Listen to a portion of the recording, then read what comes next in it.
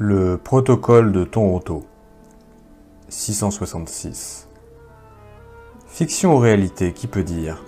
Quoi qu'il en soit, selon certaines informations obtenues en province de France, mais surtout à la révision des événements survenus depuis les 25 dernières années, il apparaît que le scénario décrit dans ce document nous permet de mieux comprendre ce qui, jusqu'à aujourd'hui, paraissait des plus incompréhensibles à plus d'un. Nous livrons en entier ce document, avec en plus une analyse des nouvelles conditions économiques actuelles qui, en elles-mêmes, semblent plus que confirmer l'authenticité de ce dernier. Fin juin 1967, à Montréal, c'est l'Expo 67. À Ottawa, ce sont les derniers préparatifs du centenaire de la Confédération. Aux États-Unis, c'est la contestation à la guerre du Vietnam et, à travers le pays, le Flower Power. Nous sommes près des événements de mai 68 en France, de l'explosion du nationalisme au Québec, du festival Woodstock aux États-Unis. Mais en même temps, cette fin juin de 1967 marque les derniers préparatifs de la mise au point du plan de la chute des nations. Chute des nations prévue par les hautes instances de la franc-maçonnerie anglo-saxonne à Toronto, Canada. Cette réunion secrète, hautement confidentielle, est organisée par les 666, c'est ainsi qu'ils se nomment eux-mêmes, c'est-à-dire ceux qui dirigent les 6 plus grandes banques mondiales, les 6 plus grands consortiums énergétiques de la planète, dont le pétrole fait partie, et les 6 plus grands consortiums de l'agroalimentaire, dont fait partie le contrôle des principales routes alimentaires du monde. Ces 666 étant les plus hauts responsables de la finance internationale, vont définir à l'intérieur de leur réunion une stratégie commune en vue de la mainmise absolue sur le commerce mondial, sur la possession de l'arme énergétique, porte ouverte sur le XXIe siècle, et sur le contrôle international de l'agroalimentaire, lequel comprend aussi pour eux les consortiums pharmaceutiques comprenant à leur tour le marché mondial des vitamines et des vaccins. Leur plan se résume à 3 orientations majeures: l'économique, le politique et le social pour les années 70 et 80. S'il est réussi, le plan doit irrémédiablement déboucher sur la prise du pouvoir mondial par la mise en place du Nouvel Ordre mondial, le même dont le président américain George Bush fera tant la promotion au début des années 70. Titre du document des 666. Panem et circenses, du pain et des jeux du cirque. But du projet mondialiste, le génocide du vital au profit du rentable occulte. Moyen de financement du projet, entre autres, se servir de l'aide humanitaire, de l'aide alimentaire internationale, afin de financer les multinationales des 666. Le document. Toutes les périodes historiques ayant mené à la décadence des civilisations étaient toutes marquées sans exception par l'esprit d'errance des hommes. Aujourd'hui, nous devons faire en sorte que cet esprit se traduise par une société mondiale du loisir, sous toutes ses formes. Ce loisir doit se composer du sexe, des drogues, du sport, des voyages, l'exotisme, et des loisirs en général. Mais tout cela rendu accessible à toutes les couches de la société. L'homme doit arriver à croire qu'il est moderne, et que sa modernité est composée de sa capacité et de sa possibilité de pouvoir jouir largement. Et tout cela, maintenant, et de tout ce qui l'entoure. Pour parvenir à cet objectif, il est impératif de pouvoir infiltrer les médias. Radio, télévision, journaux. Les milieux de la mode et de la culture. Les milieux de la nouvelle musique, par lesquels nous influencerons à coup sûr toutes les couches des sociétés occidentales. Ainsi, en tenant sous la coupe des sens la jeunesse, c'est-à-dire les adultes de demain, nous aurons par conséquent la voie libre pour infiltrer et transformer en profondeur, sans en être inquiétés, le politique, le système légal et l'éducation, ce qui nous permettra de modifier en profondeur le cours, l'orientation future des sociétés visées par notre plan. Les populations, nous le savons, n'ont pas de mémoire historique.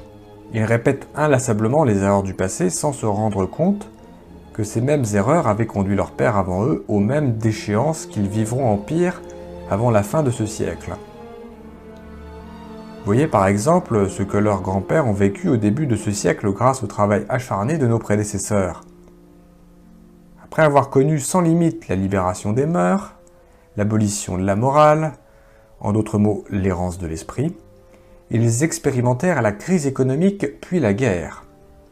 Aujourd'hui, leurs petits-enfants et leurs enfants se dirigent droit vers un aboutissement semblable, pire encore, car cette fois-ci, il nous permettra enfin de mettre sur pied notre nouvel ordre mondial, sans qu'aucun d'entre eux ne soit à même de s'en rendre compte, trop préoccupés qu'ils seront tous à satisfaire exagérément leurs besoins sensuels les plus primaires. Une norme générale, plus qu'importante, et qui a déjà fait ses preuves au début de ce présent siècle dans la construction et la mise en place du système communiste, par exemple, par les regrettés hauts officiers de nos loges, est la rentabilité de l'exception. En principe, nous le savons, l'exception prouve la règle générale qui lui est contraire. Mais dans notre vocabulaire, l'exception, c'est ce qui doit être imposé à tous. Nous devons faire en sorte de faire des exceptions dans différentes sphères de la société, comme devant être de nouvelles règles générales applicables à tous, un objectif premier de toutes les futures contestations sociales menées par la jeunesse des nations. Ainsi, l'exception deviendra le détonateur par lequel toute la société historique s'effondrera sur elle-même dans un essoufflement et une confusion sans précédent. Les fondements de la société occidentale, dans leur essence, proviennent en droite ligne de l'héritage chrétien. C'est précisément ce même héritage qui fit de la famille le nœud, la pierre angulaire de tout l'édifice social actuel. Nos prédécesseurs qui avaient financé les écrivains révolutionnaires de la fin du XIXe siècle et du début du XXe siècle avaient compris l'importance de fractionner, puis de faire éclater ce noyau vital s'ils voulaient, en Russie, parvenir à mettre en place le nouveau système communiste d'alors.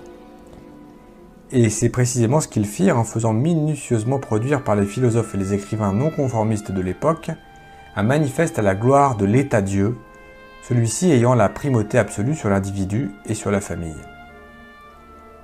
Pour aboutir avec certitude à la construction d'un gouvernement mondial, un nouvel ordre mondial communautaire, où tous les individus sans exception seront soumis à l'état mondial de l'ordre nouveau.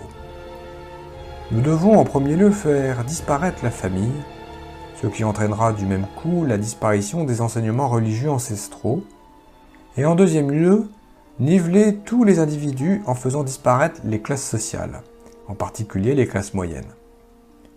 Mais nous devons procéder de manière à ce que tous ces changements apparaissent comme étant issus de la volonté populaire, qu'ils aient l'apparence de la démocratie.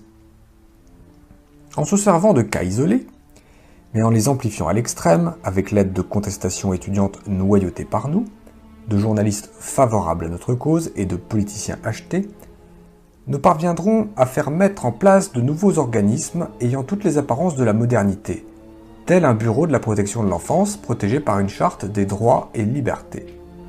Pour la réussite de notre plan mondial, le plan rouge, il nous faut faire implanter dans toutes les sociétés occidentales des années 70 des bureaux pour la protection de l'enfance, dont les fonctionnaires, de jeunes intellectuels sans expérience, fraîchement sortis d'université où sont mis en évidence nos principes mondialistes, feront respecter à la lettre sans discernement la charte des droits de l'enfant. Qui osera s'opposer à cela sans en même temps être identifié aux barbaries du Moyen-Âge? Cette charte, laborieusement mise au point dans nos loges, nous permettra enfin de réduire à néant toute autorité parentale en faisant éclater la famille en individus farouchement opposés les uns aux autres pour la protection de leurs intérêts personnels.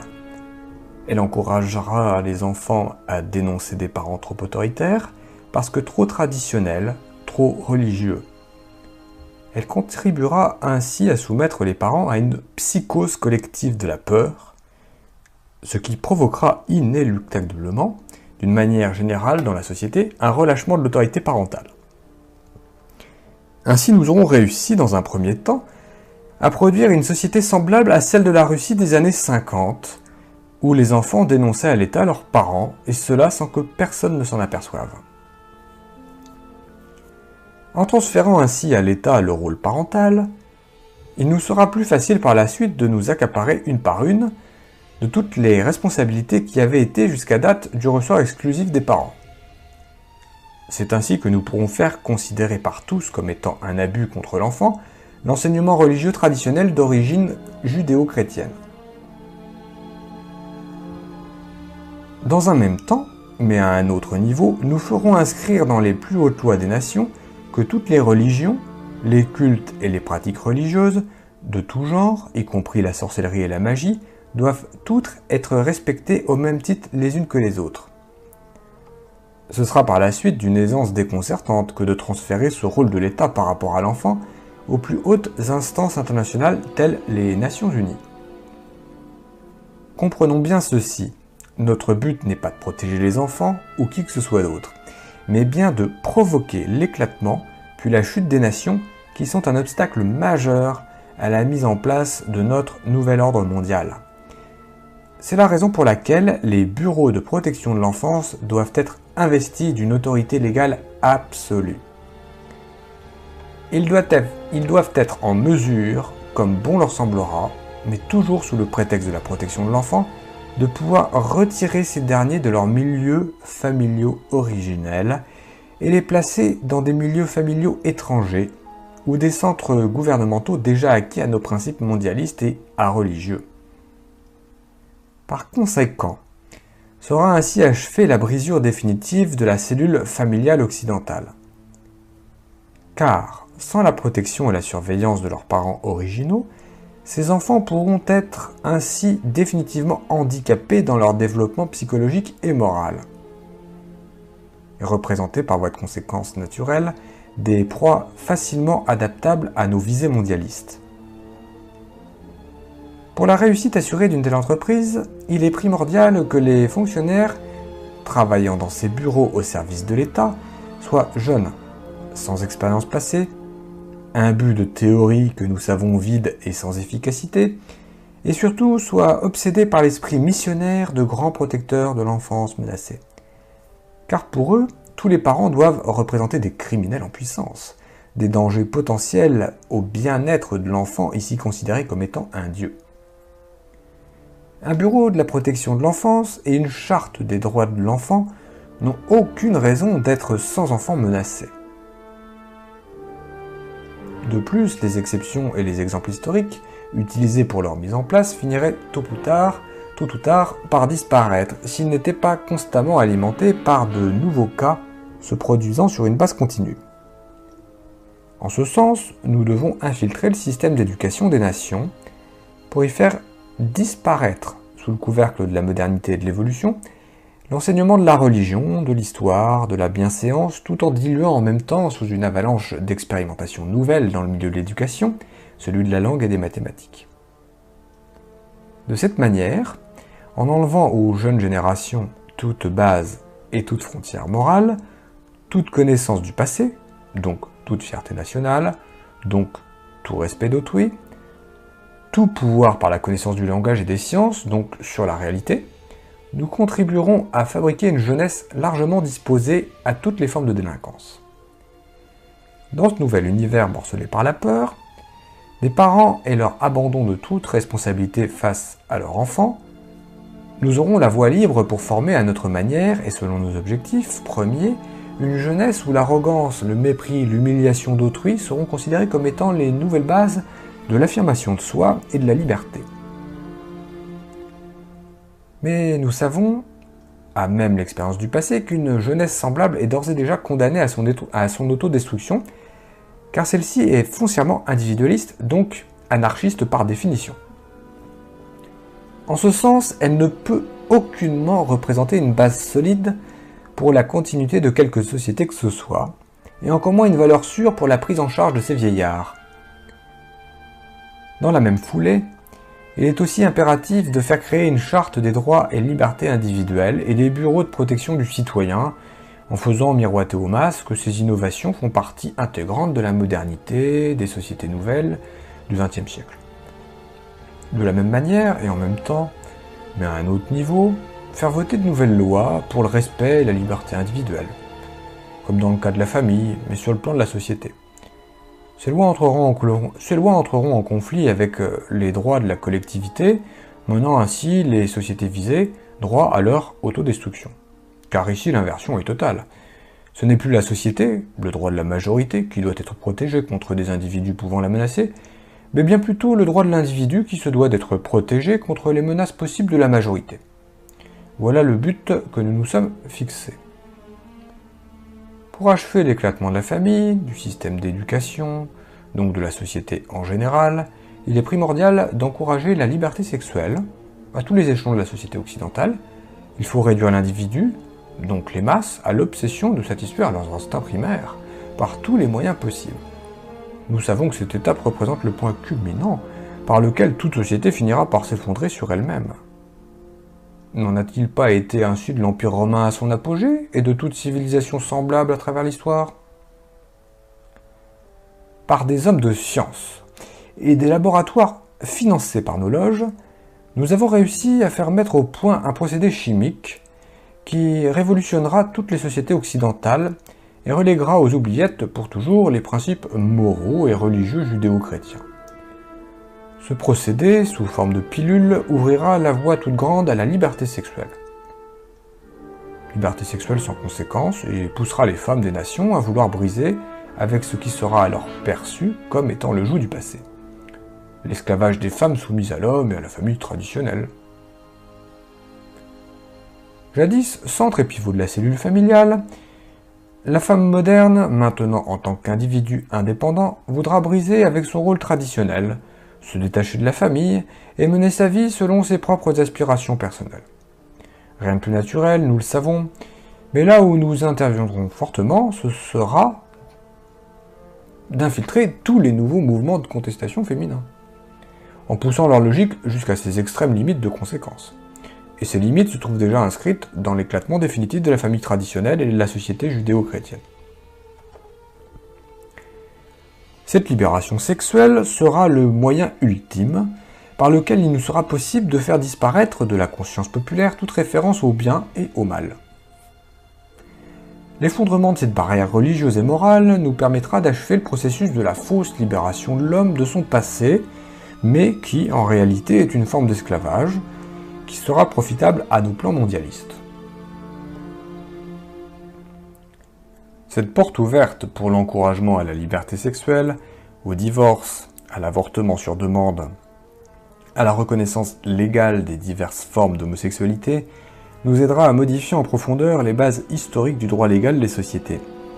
Elle sera un atout majeur pour pousser l'ensemble des individus à un relâchement général des mœurs, pour diviser les individus les uns par rapport aux autres, selon leurs instincts et leurs intérêts propres, pour détruire l'avenir de la jeunesse en la poussant aux expériences néfastes de la sexualité active et de l'avortement, et pour briser moralement les générations futures en les poussant à l'alcoolisme, aux drogues diverses, dont nos officiers supérieurs des loges internationales se chargeront d'en prendre le contrôle au niveau mondial, et au suicide, celui-ci considéré par une jeunesse désabusée et abandonnée à elle-même comme étant une fin chevaleresque.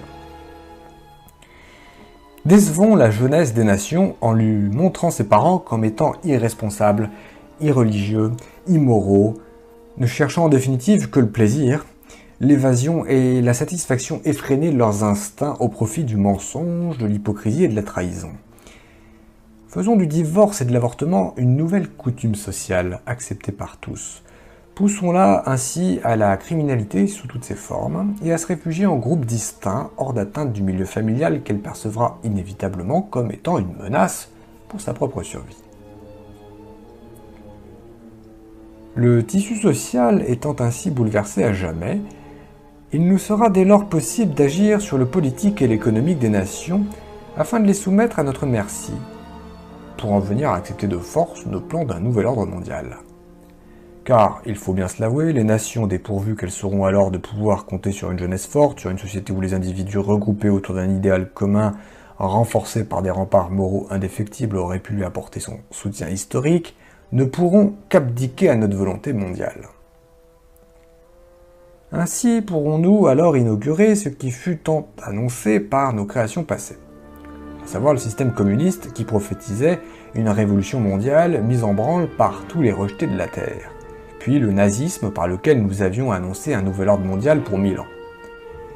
Voilà notre but ultime, le travail récompensé de tous les valeureux morts, au labeur pour son accomplissement depuis des siècles, disons-le haut et fort, tous les frères des loges passées, morts dans l'anonymat pour la réalisation de cet idéal qui nous est maintenant possible de toucher du bout des doigts. Il est bien reconnu par tous que l'homme, une fois après avoir assuré ses besoins primaires, nourriture, habillement et gîte, est beaucoup plus enclin à être moins vigilant.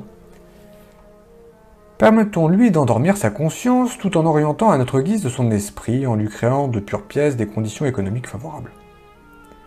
Donc, pendant cette période des années 70 où nos agents s'infiltreront partout dans les différentes sphères de la société pour faire accepter nos nouvelles formes de normes dans l'éducation, le droit légal, le social et le politique, nous veillerons à répandre autour de lui un climat économique de confiance, du travail pour tous, l'ouverture du crédit pour tous, des loisirs pour tous, seront nos tandems pour la création illusoire d'une nouvelle classe sociale.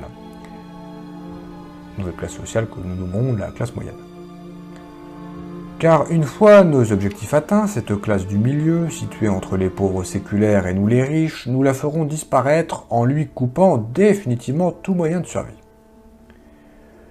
En ce sens, nous ferons des États-nations, les nouveaux parents des individus, à travers ce climat de confiance où nos agents internationaux auront fait le nécessaire pour écarter tout spectre de guerre mondiale, nous encouragerons la centralisation à outrance pour l'État. De cette manière, les individus pourront acquérir l'impression d'une liberté totale à explorer, pendant que le fardeau légendaire des responsabilités personnelles sera transféré à l'État. C'est ainsi qu'il nous sera possible de faire augmenter d'une manière vertigineuse le fardeau de l'État, en multipliant sans limite aucune la masse des fonctionnaires intellectuels. Assurés pour des années à l'avance d'une sécurité matérielle, ceux-ci seront par conséquent de parfaits exécutants du pouvoir gouvernemental, en d'autres termes, de notre pouvoir. Créer ainsi une masse impressionnante de fonctionnaires qui à elle seule formera un gouvernement dans le gouvernement, quel que soit le parti politique qui sera alors au pouvoir. Cette machine anonyme pourra nous servir un jour de levier lorsque le moment sera venu pour accélérer l'effondrement économique des États-nations, car ceux-ci ne pourront pas indéfiniment supporter une telle masse salariale sans devoir s'endetter au-delà de leurs moyens. D'un autre côté, cette même machine qui donnera une image froide et insensible de l'appareil gouvernemental, cette machine complexe et combien inutile dans beaucoup de ses fonctions, nous servira de paravent et de protection contre les populations. Car qui osera s'aventurer à travers les dédales d'un tel labyrinthe en vue de faire valoir ses doléances personnelles? Toujours pendant cette période d'étourdissement général, nous en profiterons aussi pour acheter ou éliminer selon les nécessités du moment tous les dirigeants d'entreprise, les responsables des grands organismes d'État, les centres de recherche scientifique dont l'action et l'efficacité risqueraient de donner trop de pouvoir aux États-nations. Il ne faut absolument pas que l'État devienne une force indépendante en elle-même qui risquerait de nous échapper et de mettre en danger nos plans ancestraux. Nous veillerons aussi à avoir une mainmise absolue sur toutes les structures supranationales des nations. Ces organismes internationaux doivent être placés sous notre juridiction absolue. Dans le même sens, et pour garantir la rentabilité de notre influence auprès des populations, nous devrons contrôler tous les médias d'information. Nos banques verront donc à ne financer que ceux qui nous sont favorables, tandis qu'elles superviseront la fermeture des plus récalcitrants. Cela devrait en principe passer presque inaperçu dans la population. Elles seront tellement absorbées par leur besoin de faire plus d'argent et de se divertir. Nous devrons nous occuper à finaliser dès maintenant la phase de dérégionalisation des régions rurales amorcée au début de la crise économique de 29. Surpeupler les villes était notre tandem de la révolution industrielle. Les propriétaires ruraux, par leur indépendance économique, leur capacité à produire à la base de l'alimentation des États, sont une menace pour nous. Et une menace pour nos plans futurs. Entassés dans les villes, ils seront plus dépendants de nos industries pour survivre. nous ne pouvons nous permettre l'existence de groupes indépendants de notre pouvoir.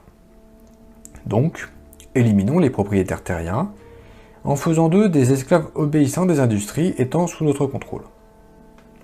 Quant aux autres, permettons-leur de s'organiser en coopératives agricoles que nos agents infiltreront pour mieux les orienter selon nos priorités futures. À travers l'État, attachons-nous à bien mettre en évidence le respect obligatoire de la diversité des cultures, des peuples, des religions, des ethnies, qui sont autant de moyens, pour nous, pour faire passer la liberté individuelle avant la notion d'unité nationale, ce qui nous permettra de mieux diviser les populations des États-nations et ainsi les affaiblir dans leur autorité et dans leur capacité de manœuvrer. Poussé à ses extrêmes limites, mais sur le plan international, ce concept dans le futur poussera les ethnies des différentes nations à se regrouper pour revendiquer et individuellement chacune leur propre part du pouvoir, ce qui achèvera de ruiner les nations et de les faire éclater dans des guerres interminables. Lorsque les États-nations seront ainsi affaiblis par autant de luttes intestines, toutes fondées sur la reconnaissance des droits des minorités à leur indépendance, que les nationalistes divisés en différentes factions culturelles et religieuses s'opposeront aveuglément dans des luttes sans issue, que la jeunesse aura totalement perdu contact avec ses racines, alors nous pourrons nous servir des Nations Unies pour commencer à imposer notre nouvel ordre mondial. D'ailleurs, à ce stade-là, les idéaux humanitaires, sociaux et historiques des États-nations auront depuis longtemps éclaté sous la pression des divisions intérieures. Fin du document des 666, daté de fin juin 1967.